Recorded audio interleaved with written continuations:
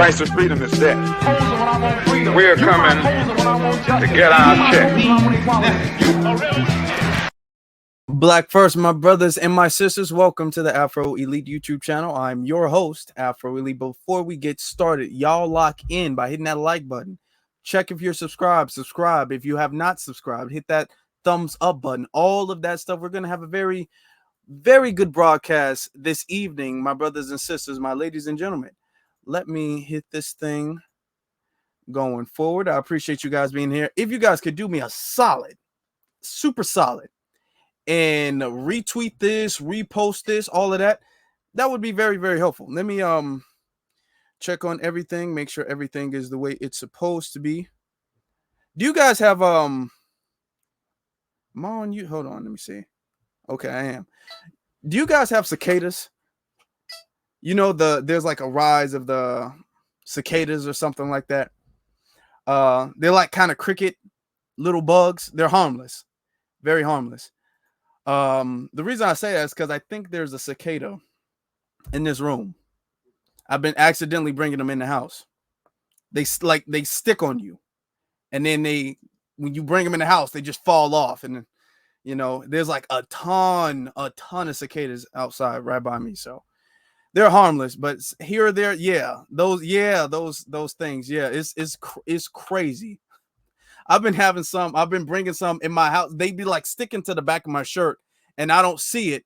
And then when I come in the house, you know, they fall off somewhere and then they just be silent for like an hour. And then I just hear it cricking or making whatever noise. That happens in my car. So that I had to get like a few of them out of my car too. When I open the door, they fly in. It's very interesting. Very interesting. So if you guys hear that, that's a little cracking sound. That's a cicada in here. Just wanted y'all to know. That's what it is. It's okay. They're harmless. They are harmless.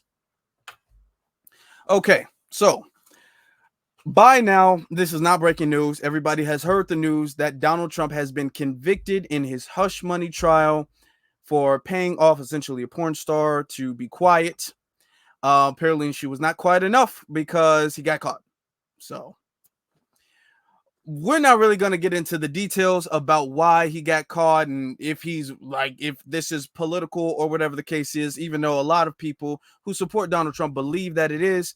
We're going to get into what does this mean going forward? What is the aftermath of this going forward? First off, let me play this. Let me just do this, get this out of the way because we're going to be playing some clips here tonight. Copyright disclaimer. Under Section 107 of the Copyright Act 1976, allowance is made for fair use for purposes such as criticism, comment, news reporting, teaching, scholarship, and research. Fair use is a use permitted by copyright statute that might otherwise be infringing.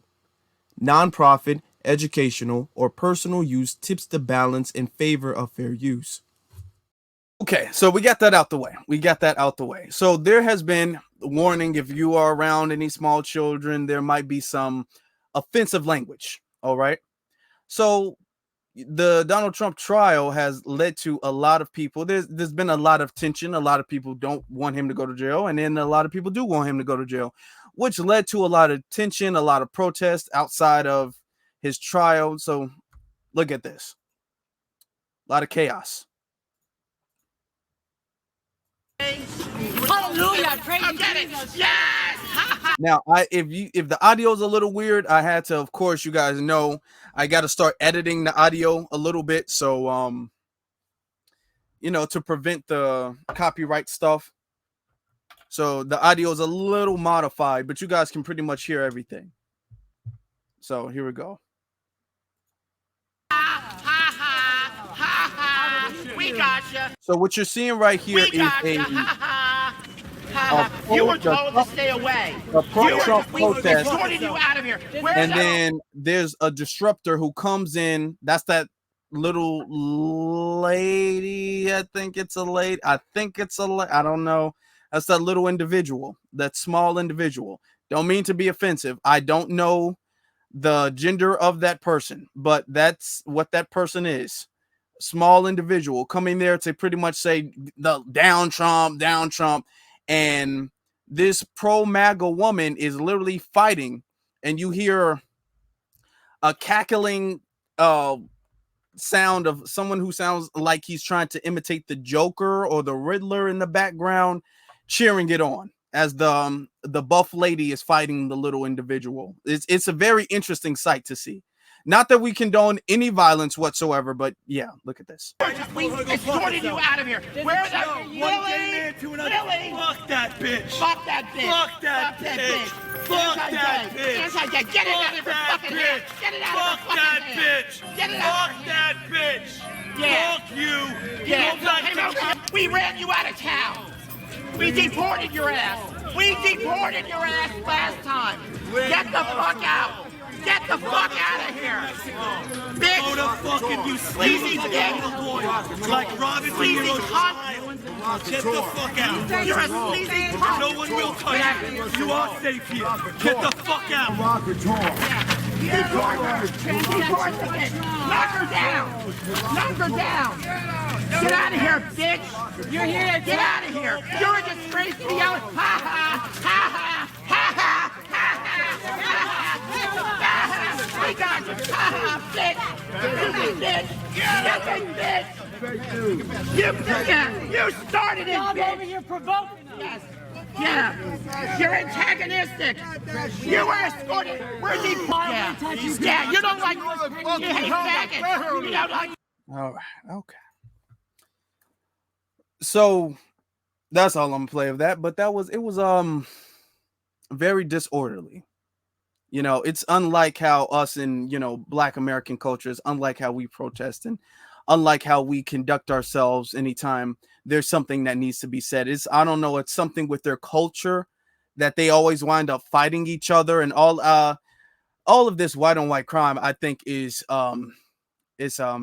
degenerate. It's very degenerate, and someone needs to be brave enough to say it. If we're going to make America a better place, someone needs to say that this white on white crime that stems from their culture. I don't know if it's the meth or the lack of fathers or the fathers sleeping with the sisters. I'm not sure exactly what it is, but whatever's in their culture that's, you know,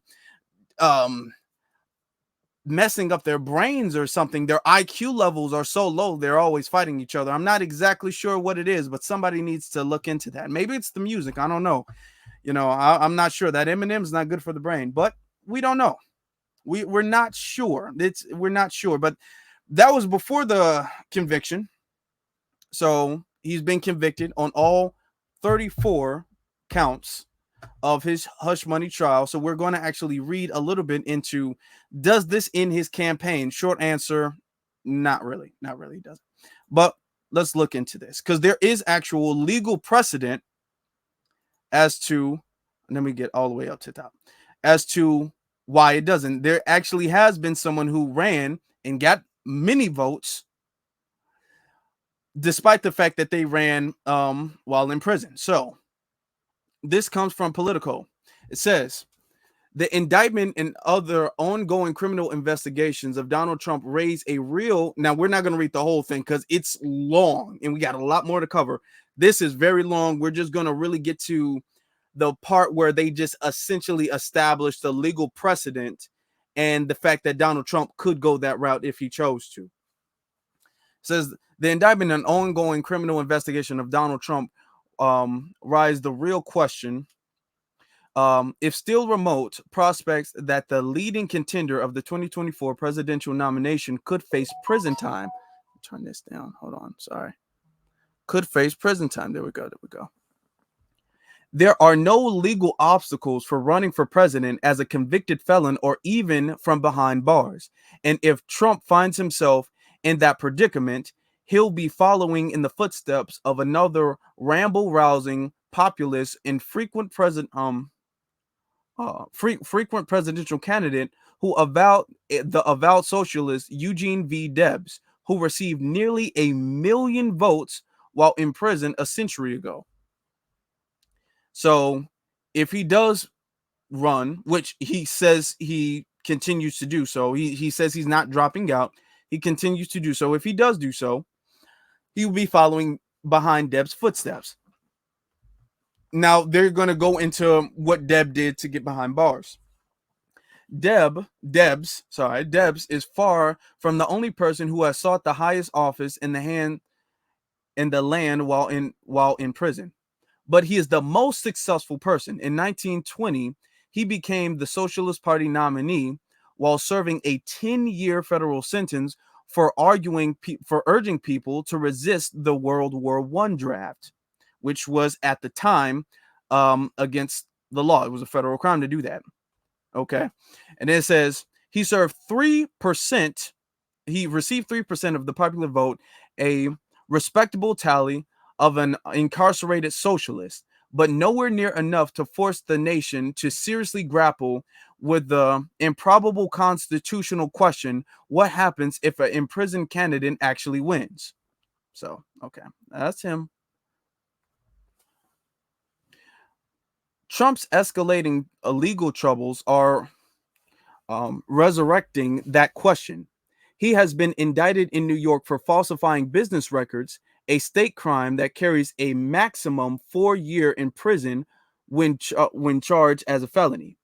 Many experts contend that even if Trump is convicted, now he has been, even if he is convicted, he is unlikely to see prison time because judges rarely sentence first-time offenders to prison for that type of felony. Now, he is first time, and it is a non-violent offense. So rarely that would happen, but they are more than likely trying to go for the max. It's unprecedented. Let's be honest, it's very unprecedented. But in this case, if they are like, well, if we're gonna shoot, we might as well shoot for the stars. So you don't know what they're gonna try to do. Let's just keep that in mind. It says, but 3 other ongoing criminal investigations of Trump, one in Georgia for election interference, and 2 from special counsel Jack Smith in Washington, could trigger more serious felony charges and carry a higher risk of prison.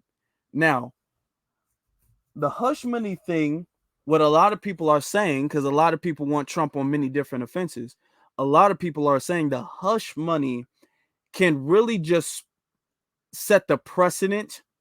It really just opens the door for them to easily get other convictions. So a lot of people can like, okay, well, we got him on this. Finally, we've been trying to get him for pretty much 4 years and we haven't been able to get him on anything else.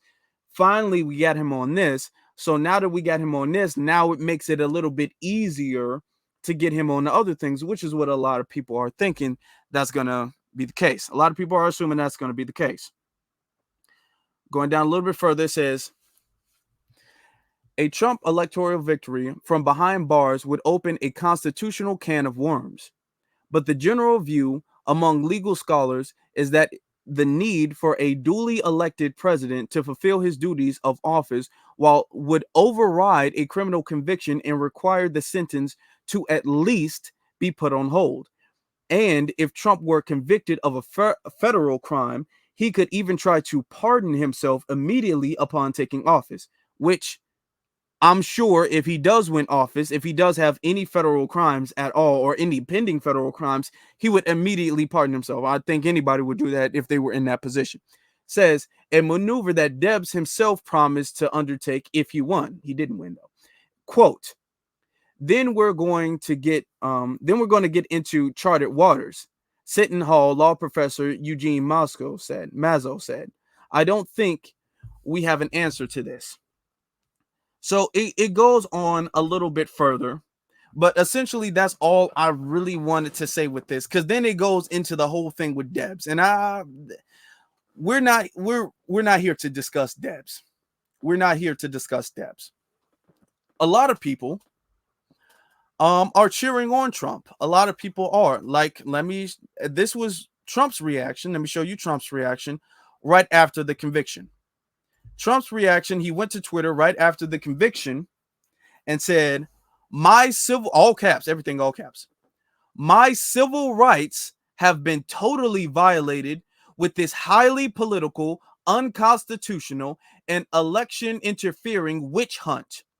Our failing nation is being laughed at over the world. So Trump was very, very upset about that. He said it's unconstitutional. He says his civil rights have been violated, which means he does not have a right to a fair trial. So Apparently that's important to Donald Trump all of a sudden. This also caused reactions from some other people too. Look, this is what DJ Academics had to say about it. Donald Trump getting found guilty on 34 felony counts for paying off his side hoe makes me want to vote for that nigga even more. Not gonna lie. Okay, so that's DJ Academics, who I think he needs to pay very much more attention to the cases that people are alleging are against him and his legal troubles and the situations going on with him than he has with anybody else. Talking about he want to pay off somebody because they paid off his side. He wants to vote for somebody because they paid off his side hoe. That's what he's saying. Okay. So Donald Trump's reaction to this is after he did this, he did some interviews later, but the first thing he did was he went to a UFC game. So this is Donald Trump going to, hold on. That's Donald Trump going to a UFC game. Okay, so that's Donald Trump. We don't need to play him waving at the audience like that. We don't need to do that. We don't need to do that. But he had a lot of support. Now this is Khabib, one of the fighters. Khabib shaking up with Donald Trump afterwards. You can't really hear what they're saying. I tried to enhance the sound, but he's shaking up with Khabib, who's I guess a UFC champion. I'm not sure exactly what type of champion he is, or at least he's a very popular fighter right there. And he's shaking up with Khabib, and Khabib asks him, you guys can't hear it, I had to read the caption. He asks him, he's like, I know you're going to end the war in Palestine. And then he's like, yeah, if, when I get a chance, I'm going to end the war. So, this is Donald Trump shaking up. Now, Khabib is a Muslim, so you all know. I mean, he goes to the Muslim countries and, he's a Muslim fighter, and he's shaking hands with Donald Trump about the Palestine. 50 times. Thank you, man. I don't know. I got a little girl I love, and I gotta see. I think this could be it. Well, if it is Khabib. I say Khabib. It's Khabib. Okay, yeah, my bad. I got that mixed up. Khabib, I think it is Khabib, whatever. But oh yeah. Now I think that's interesting. Let me pause it real quick. Let me just get that off the screen. I think that is interesting because a lot of people, when Trump was the president, a lot of people were talking about how severe his Muslim ban is. His Muslim ban is so severe, and he's banning Muslims from entering America, and that's just so terrible. How could he do that to Muslims? And this is Khabib, and I keep saying Khabib. It's Khabib or something. This is him. This is Khabib right here, and he's chilling with Donald Trump, thanking him, trying to get the thing in Palestine. So it seems like all of the Palestinians and the Khabib. Oh, yeah, okay, it's Khabib. Okay, Khabib. Okay, it seems like Khabib and a lot of the other Muslims from the Arab Muslim and Palestinian Muslim community, because Muslim is not like a ethnicity, it's a religion. Khabib is. It seemed like I don't know what happened to the anger from the Muslim ban, that Donald Trump put on everybody. It seems like all of these bans and restrictions and all of this stuff that he puts on other groups of people, it seems like they get to just they don't really seem that mad about it. Now, the media will tell us we should be mad on their behalf. They'll tell us as Black America, we should be mad at Donald Trump on behalf of not really the Muslim community, just the Arab community, essentially. Okay. We should be mad on behalf of the Arab and Middle Eastern community because of the Muslim ban. And then this is them against Joe Biden, shaking up with Donald Trump over the Muslim ban. So how can we get more mad about the Muslim ban than the Muslim community is getting mad about the Muslim ban? That's my thing. Because what the left media, the left side of the white media tries to do is they try to be all like, Donald Trump's doing all of this to all of these people of color, and you're a person of color too. So you should not just get mad for yourself. You got to get mad when Donald Trump does something to every person of color, every single person of color. When Donald Trump does something, we're all in this same boat together. They tell us that anytime. Oh, hold on, the Muslim. Come on, don't you have any morality? Don't you have any morality? Oh, whoa, whoa, whoa. Hold on now. Hold on now. Because they don't even seem that mad about it. All of these other groups, you'll see this when it comes to the Asian community. You'll see this when it comes to the Hispanic community. You'll see this when it comes to the Arab community, all these other communities. You'll see this, the fact that, yeah, they get offended here or there. Even white women, yeah, they grab them by the, private parts. They get offended here or there, but they kind of shrug it off. They tell you this, and this is supposed to reflect on your morality, and you're supposed to be against him morally for things he's done to other people that they've forgiven him for. And you're the only people getting played. You're the only people getting played. I mean, this just don't look like he's that mad about the Muslim ban. I don't think he brought it up when he was shaking his hand and saying thank you. I don't think he ever brought that point up. Thank you, man. I don't know. I got a little girl I love, and I gotta see. I think this could be it. Well, if it. Okay, all right. Okay, then. But at the end of the day, at the very end of the day, though, what's going to matter, because Donald Trump has gotten millions, at least a lot. Some persons were saying 50, at the very least over $30 million in donations after his conviction, which hasn't even been a week ago. So he's gotten millions of dollars in donations. But here's the thing. This election, donations is not what's going to make or break somebody's this election. It can make or break elections. It absolutely can. Having your campaign being underfunded absolutely can destroy your election. It can. And oftentimes it does. But the thing is that in this election particularly, no party is like underfunded. It's not like Donald Trump is running out of funds for his campaign. That's not his issue. His issue is not him being his lack of funds. Giving him more funds is not going to give him the election. The thing that's going to give him the election is the votes. The thing that's going to determine who gets the presidency is the black vote. Why? The black vote is because the black vote controls the swing states.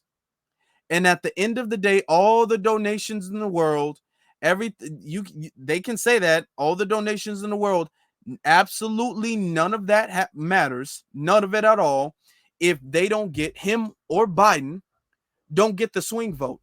Absolutely, he absolutely needs to get the swing vote. So we're going to look at this article real quick, and we're going to see what's going on with the swing votes right now. So this comes from MSNBC, which just take with a grain of salt that they have a bias against Trump. So just take that with a grain of salt. It says, now this was literally today. This was literally this morning. It says, before a jury found Donald Trump guilty of 34 felonies, there was a fair amount of polling on the potential impact on the 2024 presidential election. There was, however, an important caveat hanging overhead. It says, as we discussed last week, pollsters routinely ask their public for their opinion about things that have happened. The task becomes a little trickier when pollsters ask about expected opinion related to things that haven't happened yet. Continues to say, now that the trial has concluded and the public knows that the former president has been found guilty, the survey data takes on a greater significance. This is not to say that all of the caveats are gone. Early data can sometimes be less reliable as the public takes time to digest major developments. But those eager to know if Trump's guilty verdict means an electoral context can and should take note of the latest data. Now, then they're going to start getting into the polls down here. It says, with this in mind, let's take a look at the latest surveys from each. It says latest surveys, each of which were released over the last couple of days. So all of this stuff was after Donald Trump got convicted. So this is the ABC Ipsos poll. It says in the survey, a 50% popularity said that the jury in Trump's case made the right call. A 51% majority concluded that the former president intentionally did something illegal in this case. And a 94% popularity believes that the presumptive Republican nominee should end his candidacy as a result of his guilty verdict. Okay, so these polls, I just want you guys to keep in mind that these polls are very interesting, but the thing is about it is all of these polls are not asking people if they would still vote for Trump if they had the chance. A lot of these polls are asking, do you think Donald Trump was guilty? Because there's a lot of people who say, yeah, I think Donald Trump was guilty. And then there's less people who say, yeah, he should drop out. But there's people who say, yeah, I think Donald Trump was guilty. And I think Donald Trump should still be there. I still think Donald Trump should still be in office. So we got to keep in mind all of those things. All right. So it says the same data found President Biden with a 2/3 lead over Trump after having found the two major party candidates tied before the trial. So essentially what this poll is saying is the trial took away from Trump. The trial is kind of hurting Trump a little bit. Another poll says in this survey, 10% of registered Republican voters said they were less likely to vote for Trump now that he's been found guilty of felonies. Similarly, 25% of registered independent voters said the same thing. The same data also found Biden leading by 2 points. So there's that's a significant drop. 10% of registered Republican voters said they're less likely, not that they won't, but they're less likely to vote for him. So that's a pretty decent drop. And then 25% of registered independents said the same thing. So that's you put that together, that's 35 people said that they're less likely to vote for him, or 35% of the people who were likely to vote for him are less likely to vote for him, which allows Biden to lead in the polls, which is okay. That's another major L. So Trump, despite him walking in the UFC and seeming like he's cool, calm, and collected, which Trump is trying to portray himself to be, Trump is taking some blows in the polls, if I can say that. He is taking a little hit in the polls. It says morning consult poll. It says in this survey, a 54 majority approved. So this majority, a 54 majority approved of the verdict in Trump's case. And 15% of Republican voters said the former president should end his candidacy as a result of being found guilty. Also notable, 7 to 10 voters in the poll said Trump's other pending criminal trials should be resolved before voters cast ballots in the fall. So a lot of people, 7 to 10, that's a lot. A lot of people, that's 70%, are saying, I don't know, like, one down, let's see where the other ones go. We don't want to, vote for him and then he goes to jail. We don't want to back him and then he goes to jail, who goes to prison. So let's see where all of this goes first. Let's not. So Trump is not looking that good for Trump right now. Let's just be honest. It could look a little bit better for him. It continues to say, in this survey, the outlet contacted. Now this is the CBS News YouGov poll. In this survey, the outlet contacted the American poll before the verdict. While few changed their minds, the results showed that a 54% majority agreed that Trump's New York trial was fair. A 57% majority agreed that the jury's verdict, and a 51% majority said Trump is unfit for the presidency. Now, like I said before, keep in mind this is coming from MSNBC, so just keep that in mind. But by multiple polls. This is the fourth one so far. Multiple polls is saying that Trump is not looking that good right now. It says when House Speaker Mike Johnson traveled to the Manhattan Criminal Courthouse a few weeks ago to show his support for his party's presumptive nominee, the Louisiana Republican made a bold assumption about public attitudes. The GOP congressional leaders began by dismissing the trial as a, quote, sham before adding, quote, I think everybody in the country can see that for what it is. Okay, so it says, it was a dubious assertion at the time. It's now worse. Okay. All right. There we go. So the thing is that Trump, it's not looking good in the polls. It's not looking good for him. And if you guys have been following us for the longest time, Trump has been leading in the polls for roughly about a year now. He's been pretty much beating Biden in the polls. Is now a lot of people are feeling like Trump's ability to even make it to the election is kind of up in the air now. And arguably it might be. A lot of people feel like it might be. Now he can still run and people can still vote for him, even if he does do prison time or if he does do house arrest or if he does pay a fine, which a lot of people feel like is more likely that he will pay a fine than go to prison. But even if he does go to prison, it still is a legal precedent set that he still can run for president if he is behind bars, which is very interesting. But he can. But the thing is that it's all up to us as the swing vote. Donald Trump can rile his base.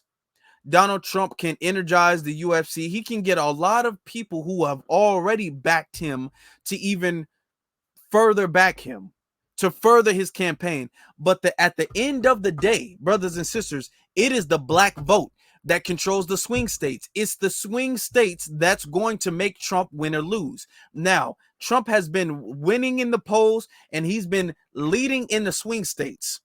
But the thing is that Trump does not, nor does Biden, Trump does not have a guarantee to get these swing states. Early polling is not a guarantee, and it has not been that way in any election. Early polling is not a guarantee. There is no guarantee until after election day when you count up the ballots. Early polling is not a guarantee of that. The swing states are controlled by the black population in those swing states because those swing states are pretty much controlled by its major cities, and most of the major city population are the black people in those populations. Like, for instance, Detroit, which is the major city of Michigan, that's the city that makes that a swing state. Atlanta, which is the major city of Georgia, which is what determines that state being a swing state. A lot of people have to understand that really all of America is really red. What you see are blue states, they're really not really blue states. It's really cities like Detroit, cities like Atlanta, cities like Philadelphia, these are cities that turn the state blue because it's a very large amount of people living in that city or near that city, and a lot of them tend to vote blue. Besides that, everywhere else is red. Even in Illinois is solidly blue, is a solid blue state. That is because most people living in Illinois live in Chicago or right outside of Chicago, somewhere near Chicago. If you leave Chicago and drive like 2 hours heading down south, you're going to see rural areas. You're going to think you're in the South because it's rural. You're going to see windmills and cows and farms and tractors and trailers and all of that stuff. If you go down south from Chicago, even just heading to Springfield, which is really kind of like in the middle of the state, if you go down even further than that, it's going to be red. And this goes for Atlanta. This goes anywhere it's blue. Right outside really of the major cities, it's red. It's the major cities that determine, because their voter base in the major cities are very potent. And it's a very large amount of them, so much so that the state is officially blue based off of those major cities. And the black people control those major cities. When black people vote, more than likely, like pretty much all the time, black people tend to vote Democrat. So when black people, it's a large black turnout, it's good for the Democratic Party. When it's a small turnout, it's not good. So Donald Trump does not have that guarantee. So Donald Trump's conviction, yeah, it might energize his base. His base was energized in 2020. The thing is that he lost major swing states that he needed to win, that he won when he went against Hillary, because black people stayed home with Hillary. He needs to win those swing states back. His base is not going to win those swing states back. Now, Donald Trump is in a tight situation because if he tries to appeal to the black vote, and he can't just give a phony little I'm a criminal and you guys are kind of criminals, like he did right here, like he did in this situation. You know who embraced it more than anybody else? The black population. It's incredible. You see black people walking around with my mugshot. You know, they do shirts and they sell them for $19 a piece. It's pretty amazing. Now, that's not going to work. That's not going to work. Donald Trump has a history, and let me show you this. This is what Donald Trump was doing when he was president. And when you see these towns, and when you see these thugs being thrown into the back of a paddy wagon, you just see them thrown in, rough. I said, please don't be too nice. Like when you guys put somebody in the car and you're protecting their head, you know, the way you put their hand over, like, don't hit their head, and they've just killed somebody, don't hit their head. I said, you can take the hand away, okay? Okay. So that was him. That was him when he was president. Okay. He didn't do nothing for black folk at all. I'm not trying to hear about the First Step Act. I'm not trying to hear about that. I'm not trying to hear about what he did for the economy and that trickled down to black people because we live in the same economy, the American economy. I'm not trying to hear about that. Donald Trump did not do anything because he knows his base. He knows the Proud Boys and all of these nationalist and extremist gangs who vote for him. He knows that. He knows they're not going to back him at all if he does anything tangible because they're the antithesis of black empowerment. So if he does anything remotely tangible, they're going to lose. They're going to be like, hey, Trump, we have faith in you. A lot of people who vote for Trump, like his base, his core base, they don't do it because they like Trump as an individual. They like Trump really as the principle of Trump. Trump is a principle of someone like a champion, the champion that they've been wanting for the longest time. That's how they view him. That's how they think of him. Trump is their champion.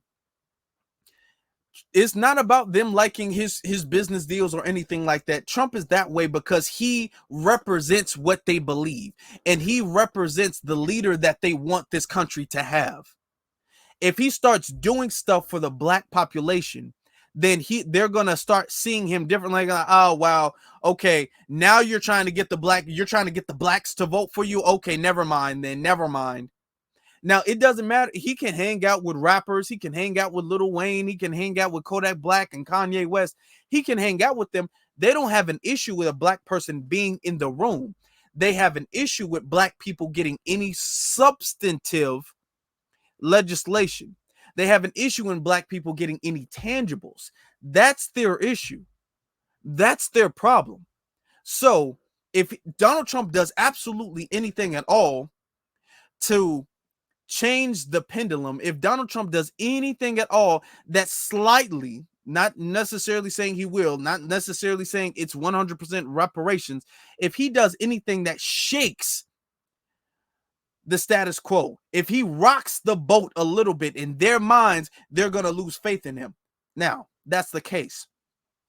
But the thing is that it doesn't matter what they believe. We're the ones who get to determine if Donald Trump gets in there. Donald Trump messed up the first time. Donald Trump messed up the first time is because when Donald Trump thought that his base could carry him all the way. His base can't do that because his base does not control the swing states. Donald Trump did not see the importance of the black vote because the black vote pretty much did not exist in 2016. Then it really existed in 2020. Okay. So he needs to understand and learn from his mistake, because if he winds up repeating the same mistake, it's over for him. It's done. Then he can't say, okay, they're doing this to throw me off the election. It's a wrap for Trump. So Trump needs to do something, and he's trying not to do it. He's trying to talk around it. He's trying not to do anything for the black population. And the thing is that he needs not the black people to vote for him. He needs black people not to vote for Biden. The thing is that if he's not doing anything, he runs the risk. It's not a guarantee that black people won't vote for Biden. It's not a guarantee at all. He needs to win those swing states, which he won't do unless he convinces the black population that he is the better option. He's the better option. So you're voting for Biden. I don't know how you got that. That's what he would need to do. That's exactly what he needs to do. Will he do it? It's not seeming likely. We're less than 6 months away from the election, and he's not appealed to that black vote that he needs. Yeah, he surrounds himself with cherry-picked black population, cherry-picked black people, but he's not getting that black support. Now, mind you, a lot of people have been looking at the black reaction, Black America's reaction. A lot of people have been looking at that after this election, and they're seeing, yeah, Black America is really not as interested. We're really not really like, oh my God, Donald Trump. We're really not like that. Black America's really like, I mean, it's tough, I guess. Oh well. They're not seeing the outrage and the spark and the motivation to go vote for Donald Trump and support Donald Trump and cheer on Donald Trump. They're not seeing that. So a lot of them are getting worried. So a lot of them are now, they're saying things like, hold on now, the black population, come on. Now check this out. They're telling us, they're essentially telling us to vote for Donald Trump here. Look at this lady. If you're not voting for Donald Trump, then you ain't black or an American. President Trump just won the 2024 election, and the Democrats just gave us 34 more reasons to vote for him.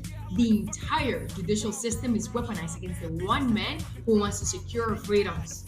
You're either a patriot or a traitor. Okay.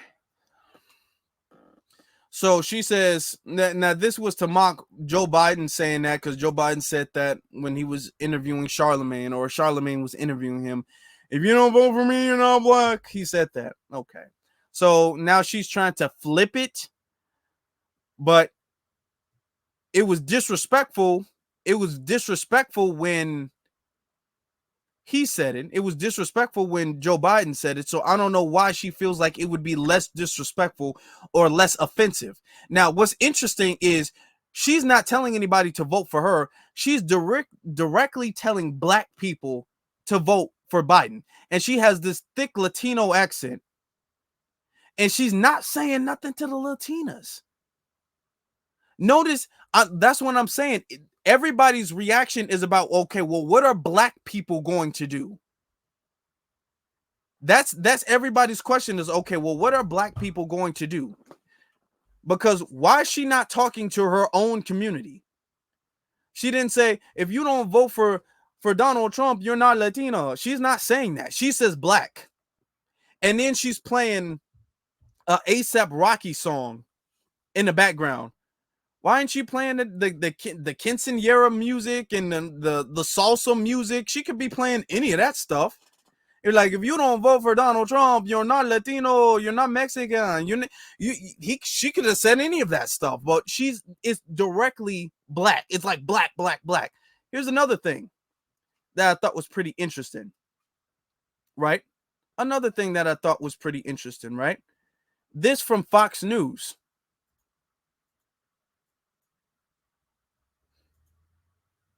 feeding him, certain segments of the population that he might not have had in 2016 and 2020.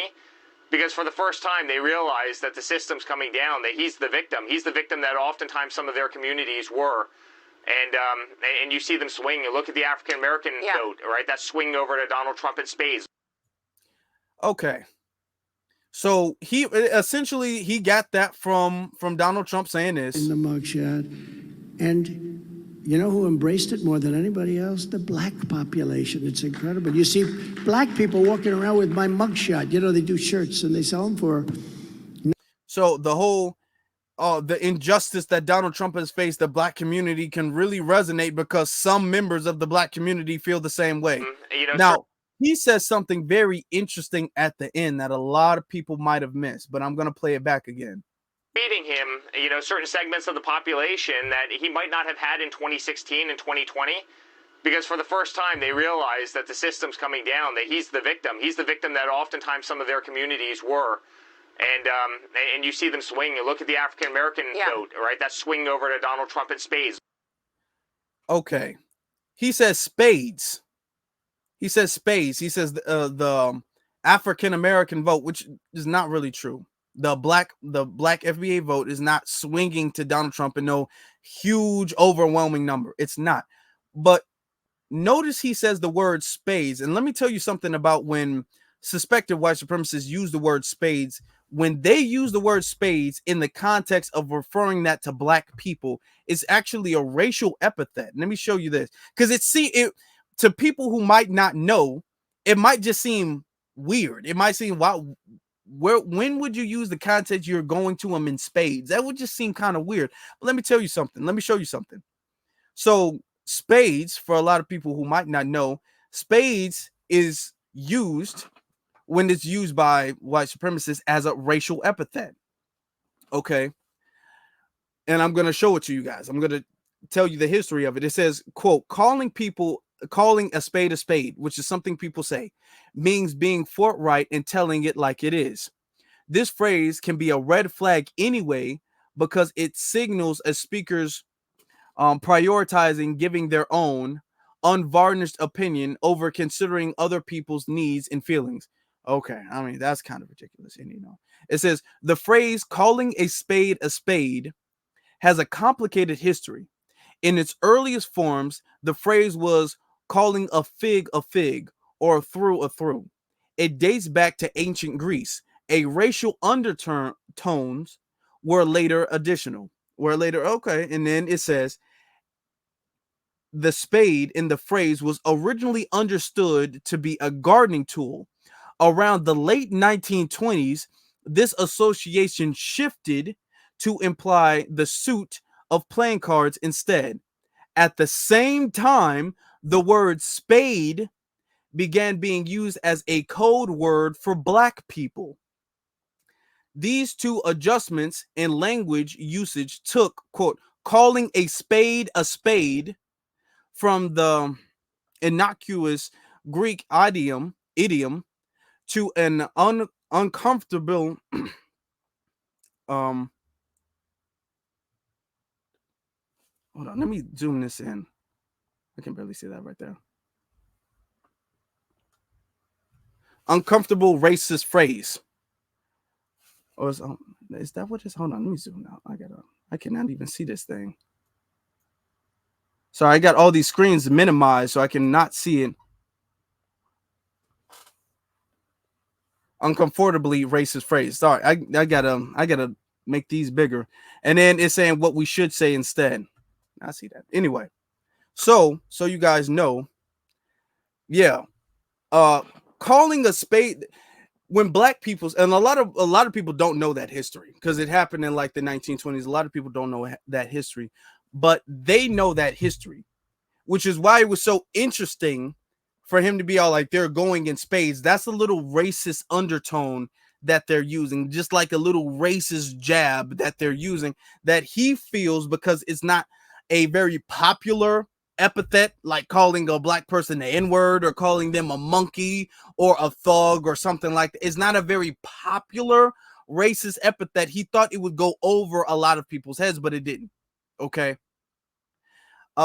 the thing is that the black FBA community, we're not sitting up there. What is Donald Trump being convicted going to do for us? What does that mean to, even if we can relate, even if even if Donald Trump has been wrongfully convicted, even if he's been absolutely wrongfully convicted, he never should have been convicted. There's no hush money. There was no woman. There was nobody. And they're just doing that to prevent him from running for, I mean, so what does that mean for us? What does that mean for us? Okay. Because we've been wrongfully convicted and he's been wrongfully convicted, that somehow we can relate. That's that whole, we got to relate to everybody's pain because we had it first. The system of white supremacy for many years, up until recently, has successfully been able to plague the consciousness of the FBA community by pretty much saying, look at what you guys have been through. And if you see other people who are going through something bad, maybe not as bad, but if they're going through other things that are bad, based off of what you've been through, you should have this immense amount of empathy, and you should sympathize with all of their plights. And because of your empathy, and because of the fact that you can sympathize and empathize because you've gone through so much stuff, you should go and support whoever is going through any hardship, because you know how bad it feels to go through that hardship. And they've been able to manipulate the good conscience that FBA has always had, the FBA community has always had. They've been able to manipulate the good conscience of that, and they've been able to sit up there and a lot of FBA being all like, well, I guess we've been through that. Well, now it's black and brown because we understand how bad it is, and we see them being mistreated, so we want good for them. With the black and Asian thing, not even with the Stop Asian Hate situation that was going on a few years ago. I'm talking about all the way back when they were in the internment camps. A lot of people don't know the history. When they were in the internment camps, a lot of those camps, they were being very poorly fed. A lot of them were being underfed. A lot of black people would go to the camps and they would give Asians food. They would be through the gates. They would be handing them loaves of bread and stuff like that. They have always look at where their economy is. A lot of the Asian community, look at where their number one constituents are. Who they put their stores, they put their restaurants, their nail salons, they put all that stuff, their beauty hair supply stuff. They put that stuff in the black community because the black community has always supported them. And it's always been that way. It's always been that way. And it's because they have successfully manipulated our conscience into say, well, we kind of do beat them up a little bit. Not as bad as y'all, but we beat them up a little bit. But if we punch y'all, but we slap them, you understand the pain. You understand the pain more, not as much as they do. But when we slap them, you can understand that they're going through something because you've been through that. So you should go help them because you have this moral empathy. And too long, that's been working on a lot of black people. And now they're trying, the same people who've been trying to tell us we shouldn't be going, get up, pull yourselves up by your bootstraps, stop complaining, stop whining. Nobody's doing anything wrong to you that you don't deserve. The main party and the main individuals pushing that are the main people telling you, well, because Donald Trump is going through something and it's unfair for him, and y'all know what it's like to be treated unfairly, y'all should take the same amount of empathy and sympathy, and y'all should take that same righteousness that you guys have, that we've manipulated you guys to have. Y'all should take that same amount of righteousness and y'all should turn that and manifest that and convert that into support for Donald Trump. That's what they're telling us to do now. That's exactly what they're telling us to do, which is not working. That's not working. Donald Trump is, I mean, it can, he can, but the thing is, at this rate, it's not likely. At this rate, is not likely. Yeah, his core base is fired up more than ever. But the thing is that his core base is not enough to get him the win. What Donald Trump needs is way more than his core base. Donald Trump needs more moderates, and he needs the black vote to at least stay home, not necessarily vote for him, but at least not vote for Biden. Because it don't matter if he has all of them. If black people vote for Biden, that's it. Because that determines the swing states. So the thing is that if the black community is like, well, we don't really care. I don't know. You haven't really promised us anything. And the moderates who are on the fence, who the independents who are on the fence, if they're not going to vote for him, he can fire his core base up and they can donate another $100 million. He's not going to win. The presidency does not go to the person who has the biggest campaign donations. That's not who the presidency goes for. So the tides are shifting because a lot of the moderates who don't necessarily feel Trump that much all the way anyway, now they're all like, man, I don't really know about this guy, because they're looking at it like, man, this might be a bad investment. A lot of people who might have donated might be looking at it like that too. You have to think about it from a business standpoint, because from a business standpoint, if I'm a corporation and I donate to your campaign, I'm expecting when you become the president, you sign some legislation that might be very, lucrative to my business. But if I'm donating to your campaign and you getting indicted and you getting convicted and you going to prison and it's a less chance that you going to win, my donations are going to an unsuccessful campaign, which means it's less likely that my donations will convert into positive legislation for me and my business, which probably means I need to start donating elsewhere. So a lot of businesses might look at it this way. So Donald Trump's only hope is really to make some type of solid promise of tangibles, substantive tangibles. I'm not talking about jobs. I'm not talking about state jobs. I'm not talking about government jobs. I'm not talking about loans. I'm not talking about canceling student loan debt. I'm not talking about none of that stuff. I'm talking about cutting the check.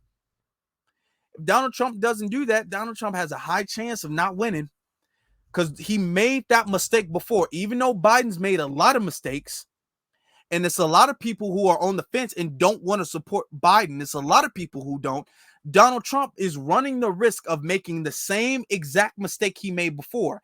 The same mistake he made last time was he thought his core super extremist base could take him the way there. They can't do that. Because they can't determine the swing vote.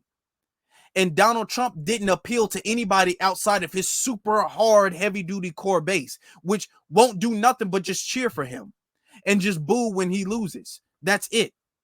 So he can go to all the UFC games he wants to. That's not going to help him. It's not going to help him. You did, though. Lord have mercy. You did have some people out there, and hold on, let me see. You had some people. Let me pull this video up. Lord have mercy, y'all. Let me see. Hold on. Let me come on. Y'all had some people out there, and they was Lord. Y'all just brace yourselves for this. Y'all just brace yourselves for this. Because you had some of them, they was trying to get them butter biscuits real bad. If y'all thought that DJ Academic was trying to get the butter biscuits, y'all ain't seen nothing yet. Y'all look at this. Y'all look at this. Black president, that's Trump. Now, we talked about this guy in the last thing. Apparently, after Donald Trump was convicted, apparently this man made a rap video or released a rap video after Donald Trump's conviction. So here we go. Black president, that's Trump.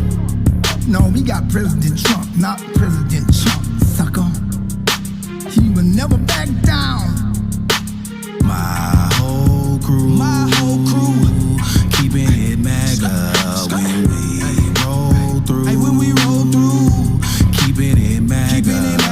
My whole crew, keeping it mega when we roll through, keeping it mega. You know blacks voting Trump, I heard Biden's gonna fire us. But that's okay, cause Donald Trump's about to hire us. I pay the IRS, they send my bread the Ukraine. They killing babies, getting abortions, that's the new wave. 100 bands up on my chain, baby, I'm a rich slave. You voting Democrat, just know that come with 3K. The glove don't fit, they must have quit. OJ in this bitch. This a message to Alvin Bragg, Uncle Trump is innocent. I was just in the Bronx, I seen it with my own eyes. It's a red wave, baby, I'm a patriot for life. Robert De Niro, ooh boy, we laughing at you. Let me guess, Donald Trump raped you too? Trump just ain't running against Biden. I blame the fake news, baby, they the virus. ABC, NBC, CNN too. I blame Obama and Bush, the Clinton family too. Black president, Donald Trump.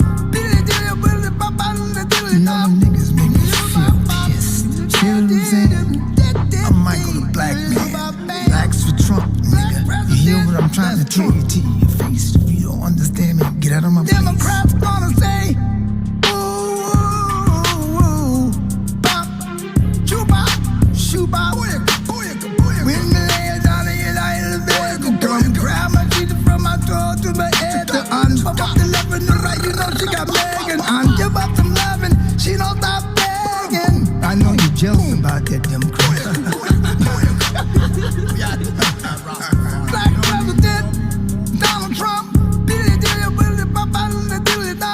Been spending most their lives living in a future paradise. Been wasting most their days, glorifying days long gone behind. Who are them who come to be? How many of them are you and me? Separation, come on. Separation. Everybody must stick together. That's right. Integration. The man. Boom, boom. They can't fight against the black man and the white man when we are in unity. You see what I'm saying? Stick together. Stick together. This is the roster speaking to your face. Trump, black. You know what I'm saying me? Latin, black and white must unite. You know what I mean? Little more, you know, see? Right. First off, who said that this song was catchy? Somebody in the chat room just said that this song was catchy. Who said that? Who in the chat room said that this song was catchy? Y'all better not ever let him hold the ox ever again. If he's ever in the first off, he can never be in the passenger seat. No more. Anytime, he got to get in the back. Because everybody in the passenger seat want to get the ox. Don't ever let him hold the ox. Ever. He's banned. Okay? If he gets the ox, is off code. He can never hold the ox again. Never let him, if he had a party, never, hey, I got something to listen to. No, that's off code now. He just banned himself. How could he do that?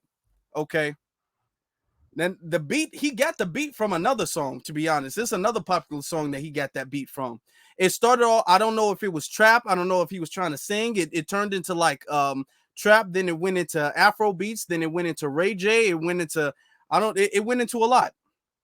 Yeah, don't let him get the ox. Don't let him get that ox. That's off code.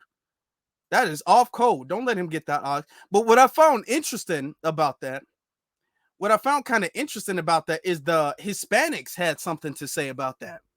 So the Hispanic community said this.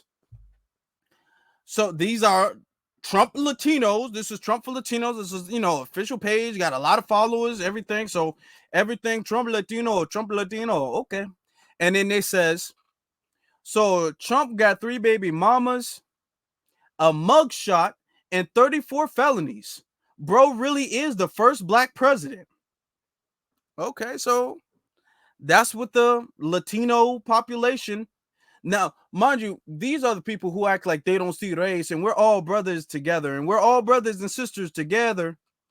We all have to vote for Donald Trump. He's going to give us our freedom. But he said 3 baby mamas, a mugshot, and 34 felonies. He's the first black president. Now, that's interesting when you compare that to this woman over here. I'm not voting for Donald. Talking about if you don't vote for Donald Trump, you're not black. Let me put it up. If you're not voting for Donald Trump, then you ain't black or an American. President Trump just won the 2024. So what is going on? What is going on with the Hispanic community got us rent free? Donald Trump got convicted and the Hispanics is sitting up there talking about us. They're not talking about how they're going to mobilize and we're going to do this for Donald Trump and we're going to say Mexico. They're not doing that. They're not talking about that. Donald Trump gets convicted and they're mad at us. They're like, if you don't vote for Donald Trump, you're not black. Let's see. You're not black, Holmes. Donald Trump's a criminal. He's the first black president. Okay. I think that's very interesting. It's very telling because a lot of these people who are like blacks for Trump, and I love Trump, and Trump is so cool. Trump is America, and we're all American, and race is blind, and I don't see color. Those black people, they'll team up with a Hispanic who will openly say, we don't like black folk. So for all of the blacks for Trumps and everything, y'all thinking that these Hispanics for Trump are kind of on the same page. No, they're not. They're not. They like Trump for a very different reason than what you think you like Trump for. Why you think they like Trump is not why they really like Trump. So just don't ever get that confused. Another thing, you have Joe Biden on. Joe Biden is very happy about this. Of course, he's very happy. He tweeted this. Get this off the screen. Get this off the screen. It says, folks, if anyone is wondering whether your vote matters, remember this. Because black Americans voted, I am president. Kamala Harris is a historic vice president. And Donald Trump is a loser. Okay. First off, I really don't know if Biden has access to his own Twitter. He shouldn't. I get he's the sitting president now. I get it, but he should not have access to his own Twitter because what is this? Because black Americans voted, I'm the president. That's why your vote matters. Because I'm the president. And then it says Kamala Harris is a historic vice president, not black. Because they kept trying to do Kamala Harris is the first black woman president. She's the first black woman president. And they kept doing that. And they saw the first quote unquote black woman president was not resonating with him, with the FBA community. It really wasn't. So they're just saying she's the first, it's a historic vice president. Well, why is it historic? Is it because she's a woman? Now, we're not denying that she's a female. She is a woman. You know, she is Asian. You know, her father is Jamaican. I mean, but you're the first black. No. That's not what Kamala Harris says about herself. That's not what she says. She makes the implication that she's black when she talks about cornbread and greens and listening to hip hop at Big Mama house and listening to Snoop Dogg and 50 Cent and all that. She makes the implication that she's black. But has anybody, I'm seriously asking, I'm seriously asking, has anybody ever heard Kamala Harris say she's black? Like out of her own mouth, or even I'll be even lighter on that. Has she ever made a tweet that she's? I'm really asking because I really don't know, because maybe I'm wrong, and I don't want to be wrong on live when there's all these people watching me. I don't want to be wrong. Has Kamala Harris ever said she is a black woman? Because all I can recall is her implying that, you know, she's black. She implies that she's from the culture. She implies that, oh yeah, I grew up and, you know, our family would gather for Thanksgiving, which I didn't know Indians celebrated, but our family would gather for Thanksgiving and Kwanzaa, which I still don't know that, you know, Indians celebrated Kwanzaa. But she makes the implication that, oh yeah, you know, and you know, they asked who made the potato salad. Yeah, like that's the implication, because, you know, in the black America, you know, the potato salad is very serious about who made it. You know what I'm saying? Anybody can't just make the potato salad. You know, so she implies that she's black, but I don't know. I've never heard her or even no, I don't even know anybody who's heard her say that she is actually black. So what is it a historic win for? Because she's a female, I guess. I guess way good for the woman community over there. Oh, I guess. Don't try to make that a win for the black community because it's really not. But Biden is happy. So he had a interview, and he was asked about Trump. Now check this out. Mr. President, can you tell us, sir, Donald Trump refers to himself as a political prisoner and blames you directly. What's your response to that, sir? Do you think the conviction will have an impact on the campaign? We'd love to hear your thoughts, sir. Should he be on the ballot, sir? Okay. So they asked him after his speech about Donald Trump, and Donald Trump blames Joe Biden. Mr. President, can you tell us, sir, Donald Trump refers to himself as a political prisoner and blames you directly. What's your response to that? First off, whoever works for Donald Trump's PR team doesn't need to be fired. I think needs to be in jail for treason. Because what is this? I don't know if this was something he was told to do. I don't know if he was told to do this or if he did this on his own. Whatever this is, he probably thought he looked cool as hell doing this. Like you can tell he walks away in silence, then he stops and then looks back. Look at him. Sir? He looks at the camera and then just starts smiling. Do you think the conviction will have an impact on the campaign? Biden thought he looked smooth as hell doing that. Biden thought he looked fly doing it. He like, oh, this badass. Hold on, I'm gonna just turn back and smile. Biden thought he looked cool as hell. Do you think the conviction will have an impact? Biden, why he needs to be fired is because I don't know if it's the PR or if it's Biden. Biden can't damn near do anything without looking evil. This don't look cool. This looks evil. This looks like an evil grin, like he has an evil plan and it just succeeded. This is something not even a villain would do, a very creepy old villain.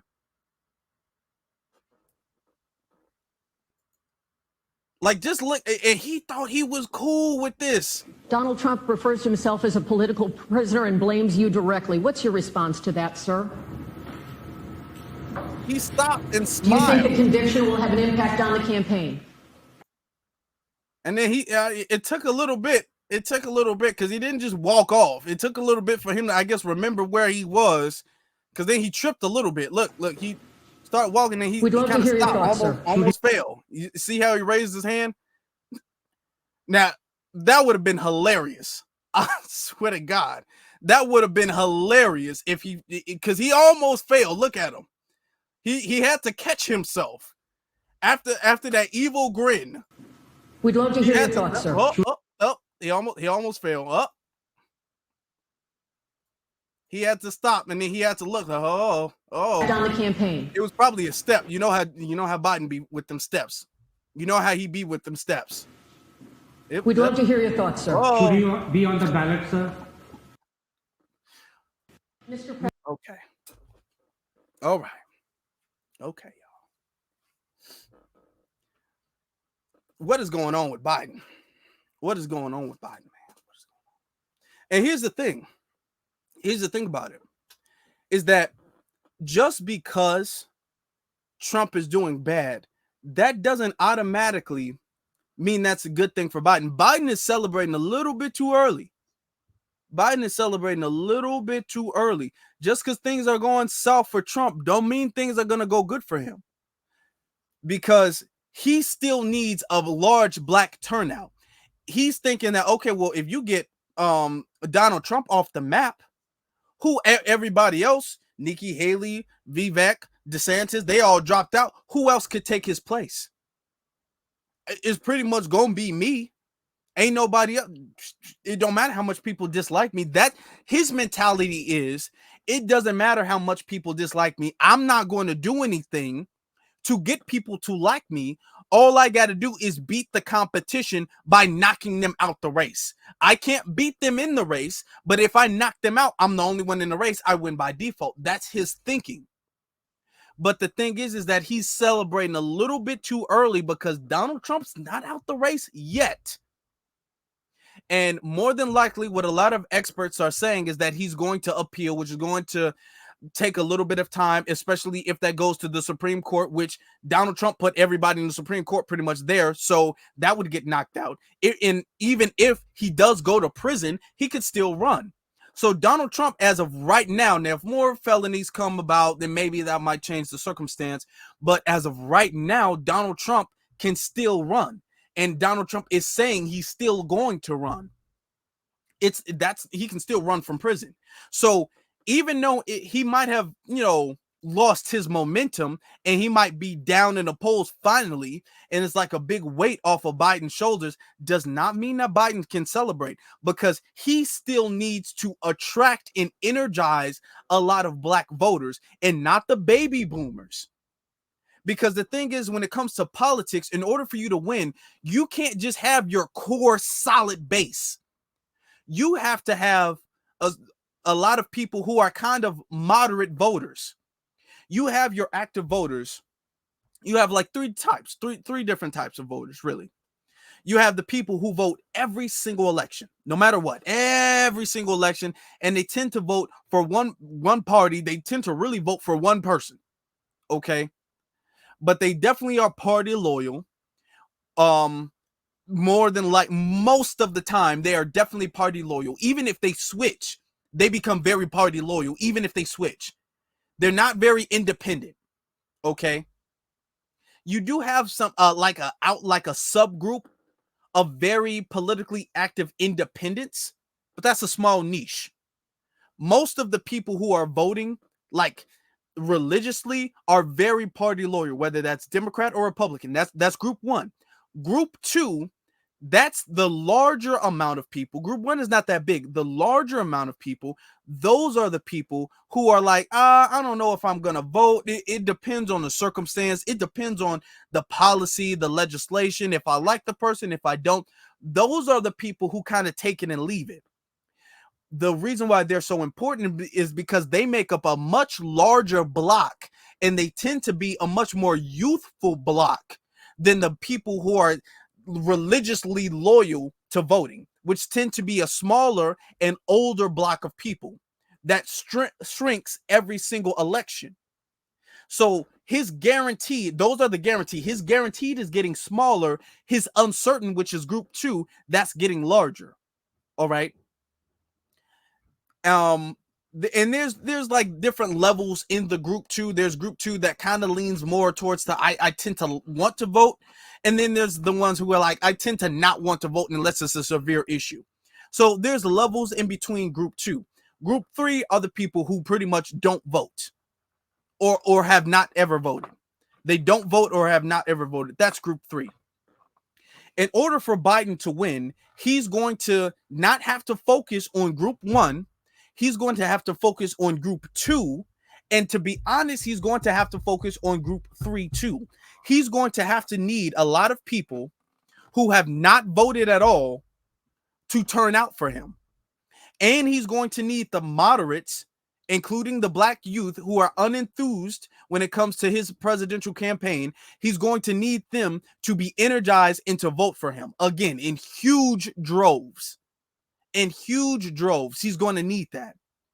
If he relies on group one, which is the same exact mistake Donald Trump made during his re-election, the same thing he made during his re-election, where he was all like, don't worry, group one will carry me the whole way. Group one cannot do that.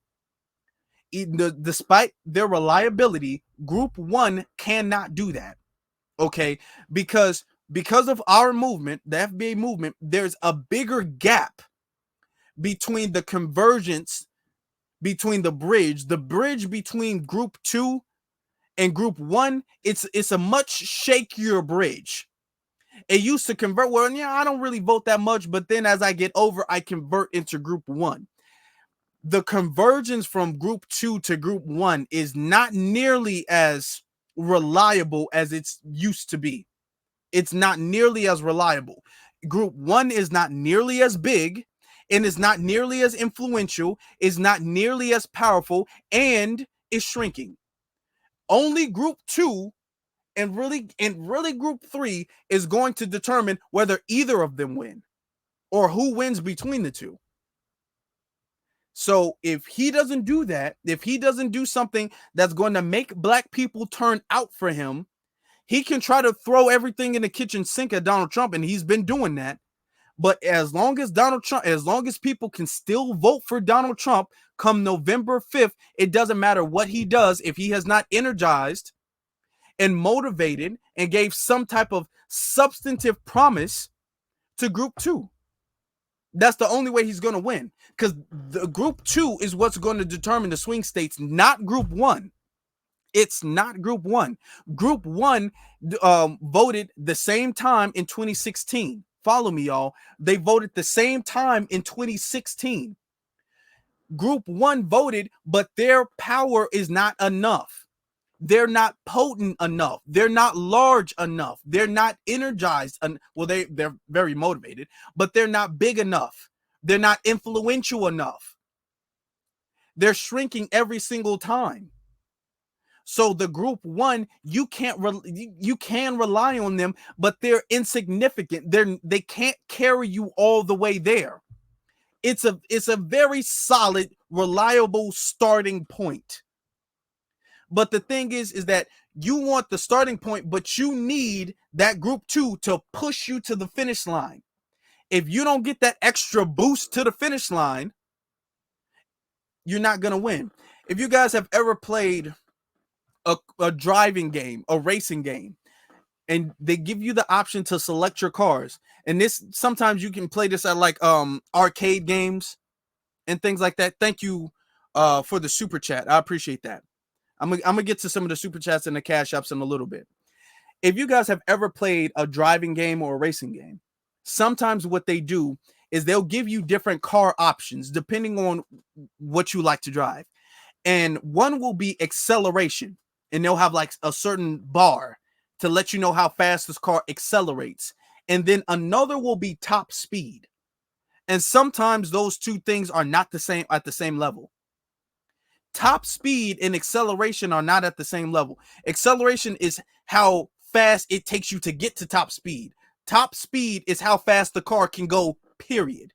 Acceleration is more about the time it takes you to get there. It takes you to build up to the top speed, but top speed is how fast the car can go, period. Group 1 is really the acceleration in a car. If we were to use a car as an analogy, Group 1 is the acceleration in the car. Just because the car can accelerate or has a faster acceleration rate than other cars does not guarantee it to win. Because you might have a good acceleration, but if your top speed is much slower than this other player's top speed, yeah, he might take a little bit of time to get to you, but once he gets to you, he's going to pass you and you're not going to be able to catch up. So you're going to need both a good acceleration and a good top speed. Group 2, which is the kind of moderates, the youth, that's the youth. That's Group 2. That's the top speed. That's what's going to determine if you get to the finish line. You can't just rely on Group 1, which would be the acceleration, because you're going to get there and then you're going to have all your competitors pass you up because their top speed is faster. They're going to pass you up and you can't pass them. It might take them a little bit of time, but you can't pass them. And that's what Donald Trump messed up on the first time. He relied on Group 1. He relied on his acceleration. He relied on that, but when it came to, and then he made a lot of mistakes. He made a lot of mistakes right at the end of his campaign, which really messed stuff up. He did. If circumstances in 2020 were different, he probably would have won, let's be honest. But still he didn't do anything for the black vote. Okay. Donald Trump and Joe Biden are making the exact same mistake. They're making the exact same mistake, which is why a lot of people, a lot of foundational Black Americans are like, you know what? I'm gonna just stay home. Nah, I'm gonna just stay home. That's the feeling that a lot of FBA are given. A lot of FBA are like, I mean, you can. See if those grandmas and those older aunties with, getting their canes together and their walkers to stand at the polls and vote for you. That's not gonna take you there. That's not gonna take you there. Okay, it's not. You wouldn't be scared if it was, because you know you already have them. This is why, brothers and sisters, it's important that we show up in Washington, D.C. in 11 days. 11 days. My good brothers and my sisters, it's important that we show up there. I appreciate every single last one of you guys, because y'all been donating, y'all been volunteering, everything that you guys have been doing. A lot of y'all getting y'all tickets, a lot of y'all getting y'all hotels. It's going to be so exciting to see you guys there in person. I hope every single last one of you all are able to make it. I know for the ones who aren't able to make it, you guys will still be with us in spirit, and that means a lot too. That means a lot too. And a lot of people who might not have been able to make it are still going to be there financially. A lot of people who are still going to financially support to the best of their ability. So that also means a lot too. That also means a tremendous amount. So I appreciate that, because we're letting them know, like, just because Joe Biden, we're getting there to let them know we demand reparations. We demand anti-Black hate crime bill. We demand legislation specifically for our group of people, specifically for our lineage of people that has been the most oppressed, the most subjugated, the most held back, the most targeted. We demand what is ours. Not that you give us anything or even help us out. You took something. And that's why we're in this situation. You burned down our neighborhoods. That's why we're in this situation. You took our land by eminent domain or ran a highway through it. Or you would mysteriously lynch the owner, or the owner would just go missing, and then you guys would do all that stuff. So we're not asking for anything. We're not like, guys, we're just so down bad. Can y'all help us out? We're sitting up there saying, everything y'all took, we want that back. Everything we built, we want that back. So we're not asking for anything that doesn't already belong to us. Nothing that we're demanding, we're not asking for anything. Nothing we're demanding does not already belong to us. Everything already belongs to us. Everything already belonged to us. Another one, the GI Bill, we never got. We didn't do any less sacrificing when we went to the wars, when our people went to the wars. That's why Memorial Day exists, because of foundational Black Americans. But we didn't do any less sacrificing. But when we got much less benefits, we got no benefits. There was Black folk getting lynched in their uniforms, coming back from World War I and World War II, getting lynched in their uniforms. We want all that back. This is why we're saying, when we go to Washington, D.C., we're not sitting up there talking about the lesser of two evils. Okay, he might be convicted, but what does that mean for you? What does that mean for you? The way I see it, both y'all criminal. The way I see it, to be very honest with you, the way I see it, when it comes to the harm that you have done and the Democrats have done, you guys are more criminal. Because we've essentially we've stayed away as much as possible from the Republicans. So there's only a limited amount of damage they can do if we're sitting up there all living under the supervision in the government of the Democrats. If we're all living in Democratic cities, or we're all living in Democratic states, there's only so much the Republicans can do, because we're trying to avoid them. Not to say they don't need to be avoided. Not to say that they're about anything when it comes to Black empowerment. You can look at situations in Florida, and you can see all the mass shootings and stuff. You can see that. And Don DeSantis is sitting up there boosting them. He's echoing their thoughts and their beliefs. So they're both criminal the way we see it. You get shot over here, or you get strangled over here. That's the way we see it. So at the end of the day, we're not sitting up there going to acquiesce to the fact that there's going to be a president and we need to choose between the lesser of two evils. So Biden needs to stop celebrating early. Trump needs to get it together because he's already losing the people who were shaky on him, which a lot of people were. A lot of people were shaking on him. So he might get a lot more donations, but he might lose a lot of there's some people who might not want to endorse him like that no more. His future is not as certain as he thought it was going to be. So Donald Trump's not making the smartest moves right now. But that don't mean that things are in the clear for Biden either. That don't mean that Biden's like, okay, coast is clear. Okay, well, Donald Trump's out the way. I'm the next president again. Ha ha, I won. That doesn't mean that. That don't mean that at all. He ain't beat Trump.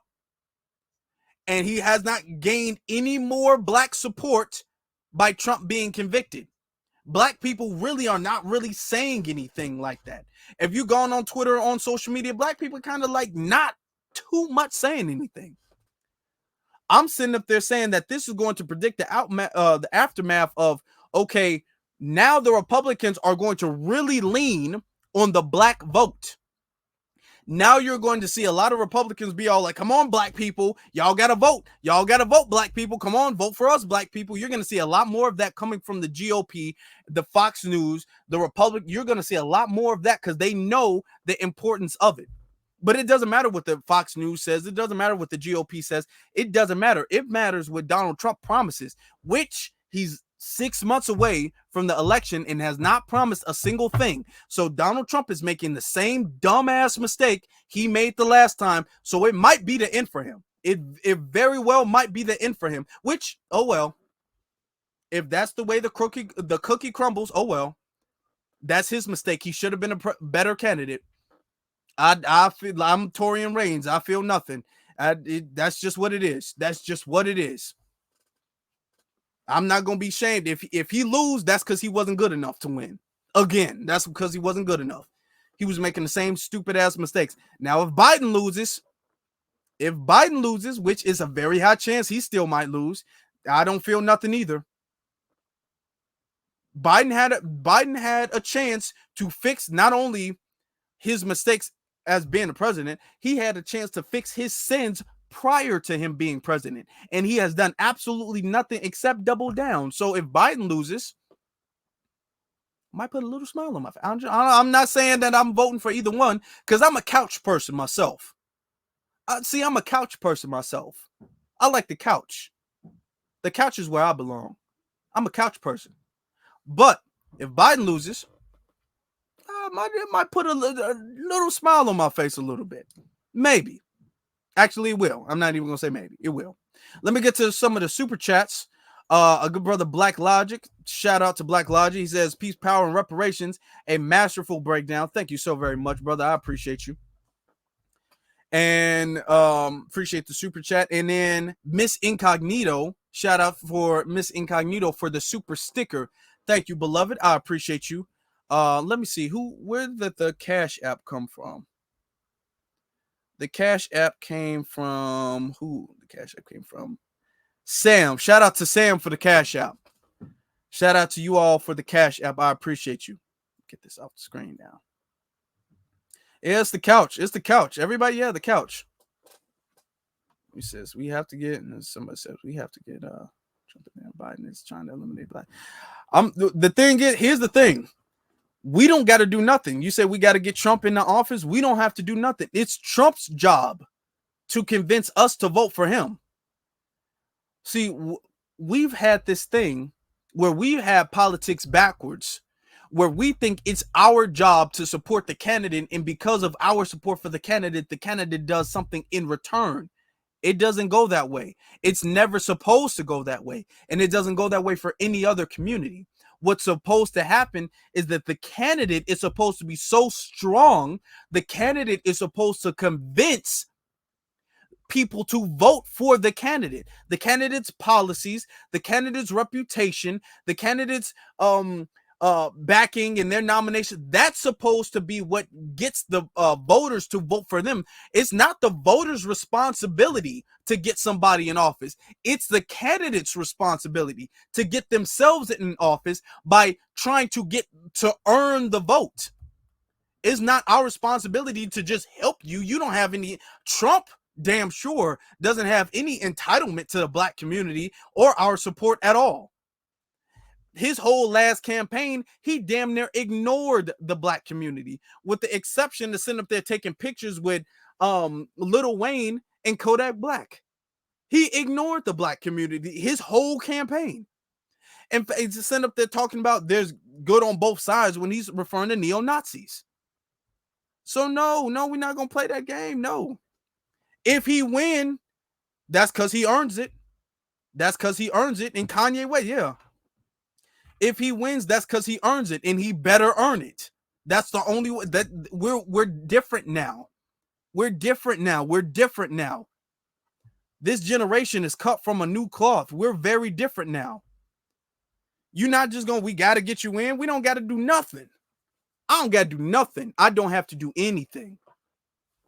Okay. Now I understand. I do. I understand. And I'm not a Biden supporter at all. I'm not a Biden supporter. And I've said on the record, and I'll say it again, that Biden is worse. I've said that. I've said it. But just because one person might be worse than the other person does not mean I'm going to compromise on my principles. It does not mean I'm going to compromise on my agenda. It does not mean I'm going to compromise and vote for either person. It don't mean that. It don't mean that. It don't mean that. No. Yes, he wasn't talking about those. No, brother. There's been whole documentaries. He was talking about the Nazis, brother. He was talking about them. He was talking about he didn't say Nazis in general. He was talking about the side the Nazis was on. He was talking about the side the Nazis were on. Okay. Come on now. Let's not do that. Let's not do that. Let's not do that. Now, also, got some good news. For the Culture, Part 2. Everybody's been wondering where it is, where it's coming from, when it's coming. Everybody's been asking about it. Everybody's been expecting it. Everybody's been anticipating it. Folks have been hitting me up asking, what's going on? Afro, tell me, where's Part 2? I need it. People have been fiending for it ever since they knew he was in Atlanta filming Part 2. And y'all been waiting patiently, and I appreciate y'all for that. I appreciate y'all. I am here to announce to you guys that Part 2 is coming on the For the Culture channel. It's going to be on this own For the Culture channel. You're going to see Part 2. And if y'all liked Part 1, I'm telling you, we get in so deep in Part 2 because we covered so much in Part 1. That's the thing. We covered so many different subjects in Part 1 just so y'all can get like a good taste, a good feel of it, you know. But the thing is that Part 1 we covered so much. Part 2 we kind of trimmed off a little of the fat. We trimmed a little of the fat off. So Part 2 we get straight to business. I'm talking about start to finish. It's just business. Us business is business is business. We standing on business is Part 2.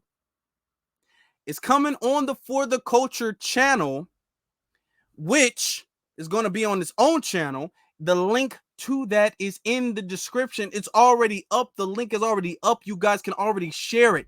You guys can already like it. You guys already need to. We got to get them pre-likes up. We got to get them shares up. We got to get them comments up. We got to get all that stuff up. This stuff has to break records, y'all. Which it will. First one did. Which it will. It is coming. Let me tell y'all. It's coming this week, Wednesday night. I hope y'all don't have nothing planned Wednesday night. I really do. I really, really do. Hope y'all ain't got nothing planned Wednesday night because it's going down. It's going down, y'all. Wednesday. At 7 p.m. Central, 8 p.m. Eastern Standard Time. 7 p.m. Central, 8 p.m. Eastern Standard Time. So y'all get like 2 days. Y'all can go to the store tonight. Y'all can get y'all drinks. Y'all can get y'all popcorn. Y'all can get y'all pretzels. Y'all can get y'all candy. Y'all can get y'all pizza. Y'all can cook. Y'all can barbecue the day before. Y'all can barbecue earlier that day. I don't know what y'all want to do. If y'all want to have vegan options or whatever the case, y'all can have. It don't matter. Or if y'all just want to drink water, and that's fine too.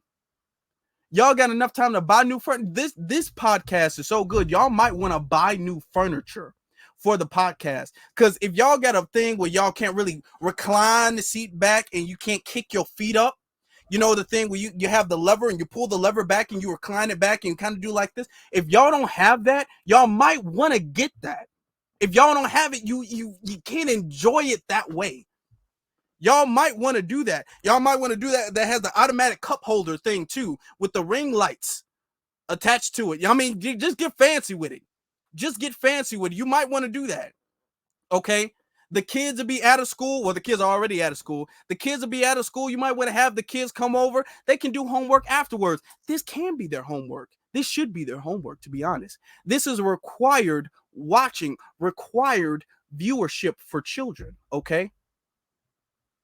Y'all need to put y'all babies to sleep watching this. The babies need to see it. Y'all turn the little baby head so the baby can be drinking a bottle and watching the podcast. That's what y'all need to be doing on the couch, on your couch that you're going to be voting for. Okay. See, I already got it. See, I thought it was Tuesday. No, it's not Tuesday. It's not Tuesday. It's Wednesday. It is Wednesday the 5th. It is Wednesday the 5th. Okay. Which is 10 days, brothers and sisters, before the rally for reparations. So when I tell you we got a very busy month, brothers and sisters, we have a very busy month, man.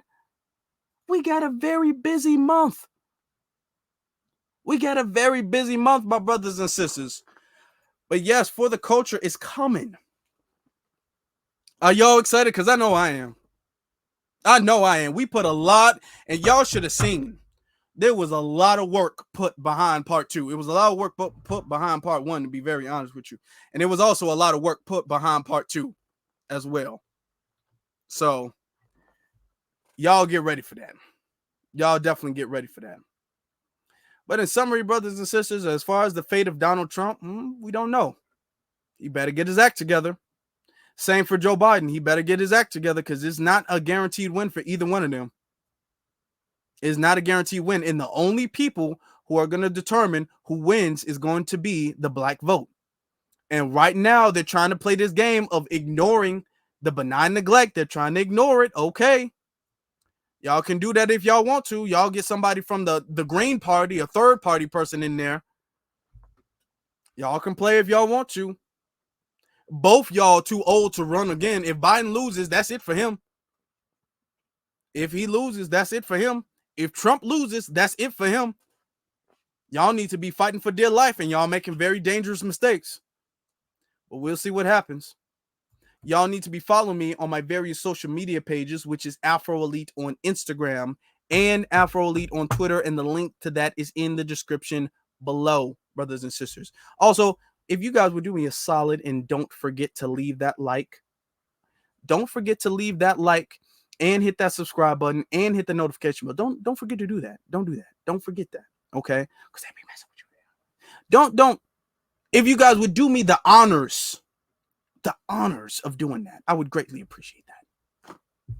Sincerely, I would. We've been on here for a little bit. We've discussed what we needed to. Appreciate every single last one of y'all. And with that being said, my brothers and my sisters, be one salute to every single last one of you all. And of course, you all have a good one.